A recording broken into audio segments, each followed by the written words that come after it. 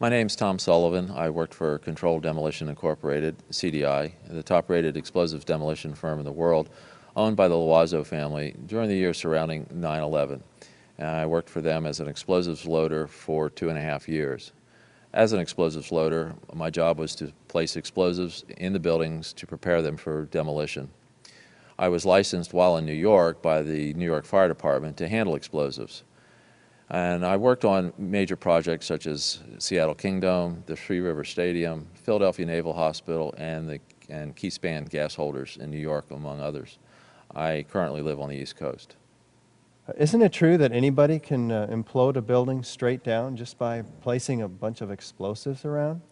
There are many steps that you need to take. The first off is you have to weaken the building, and that's after a lot of studies have gone into how the building is built in the first place.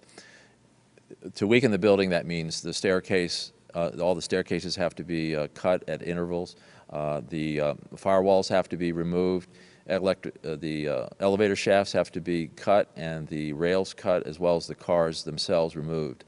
And then you have to move to the support columns on the particular load floors. And those are cut by a torch for two reasons. First, to weaken them, and also to allow for charges to be placed onto the structure, or onto the columns themselves. And that essentially reduces their strength by about 20%. And even with all of that work being done to weaken this building, it still remains safely standing, so we can continue to work in it. The story that just a few columns can cause a synchronized global collapse, an implosion, is, well, that's just nonsense.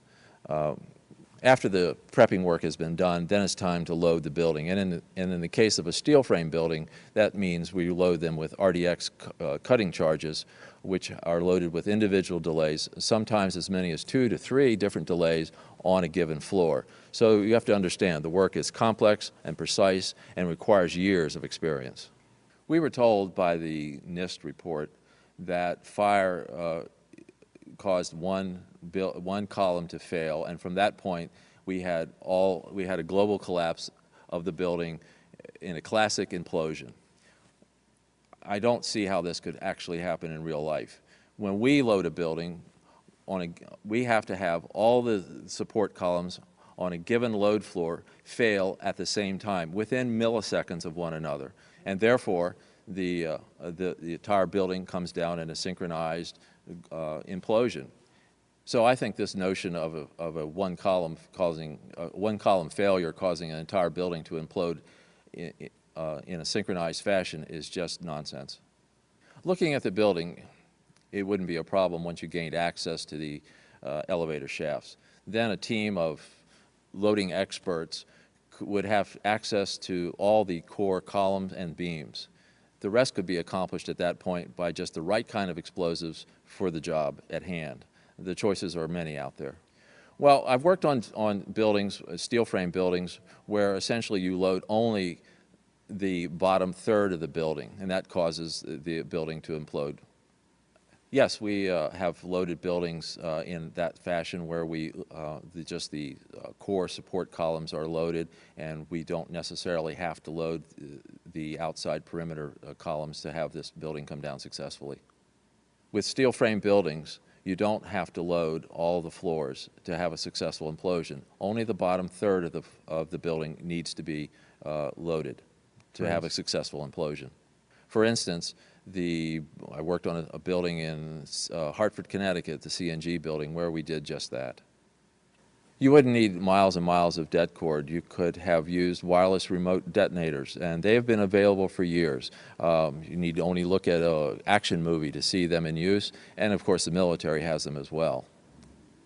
Contractors don't use them, on the other hand, because they're just too expensive. Well, you wouldn't have found steel casings to be left in the rubble. They haven't been used for years. What we use now is RDX copper-jacketed shape charges, and when they're initiated, there's nothing left of those charges. And in the case of thermite, well, thermite self-consuming cutting charges have been around since they first patented in 1984. So there would be nothing left in the debris pile except some residue of molten iron. Well, the key word here is controlled demolition, and I emphasize the word controlled. We use careful placement of the charges. They're always focused and precise. And we're just not talking about setting off a bomb here. Plus, the amount and type of explosives can pretty well take care of any collateral damage. With any implosion, you don't hear one massive boom sound. What you do hear is smaller explosions going off, which leads up to the implosion of the building. Mr. Sunder of NIST has said that you would, if this had been a controlled demolition, you would have heard a large, massive bomb going off, a big boom. He says what in reality happens with a controlled demolition is you hear a successive, progressive, smaller waves of smaller explosions going off, and that leads to the successful implosion of the building. In the case of thermite cutting charges, you would have heard far less noise since they are worked by thermal heating, melting of the steel, rather than an explosive cutting as in RDX charges. Now, regarding the criticism that this couldn't have been a controlled demolition because the building apparently exhibited a bit of lean as it came down, well, in my experience, this isn't exactly precise. The buildings can lean a bit as they come down with any implosion. I knew from day one that this was a controlled event. And why I did that is because simply looking at Building 7, you have a sudden collapse of the building. It's fairly symmetrical as it comes down. There's the classic kink, which means that the center core fails first, and you can see that on the video, and the building falls near free fall. So I really honestly didn't believe this from day one, because this is the way buildings classically come down with a controlled demolition. I want to emphasize that I in no way represent CDI, and what I have to say is based solely on my own working experience and training while working for them. This NIST report is very suspect because I would have expected in a classic implosion, as I've seen numerous times, is the core to fail. Essentially, what I'm saying is the core, I would expect the center of the building to start moving first. And then as the implosion progresses, then the sides come in, then the rest of the building is involved. So this idea that it's started on one side and all of a sudden the core starts moving at this, as this thing progresses is just doesn't make sense. What I saw, it was a classic implosion. The center of the core, the penthouse area, starts to move first, and then the building follows along with it. So the idea that it started on one corner from one column off in the side, therefore the core was involved starting from that corner, just doesn't make sense. It's not how it works. Well, again, if you listen to the testimony of people on the ground, they're reporting exactly what I would have expected. I mean, I've been to all the implosions that when I was working at CDI. Again, as you point out, I photographed them.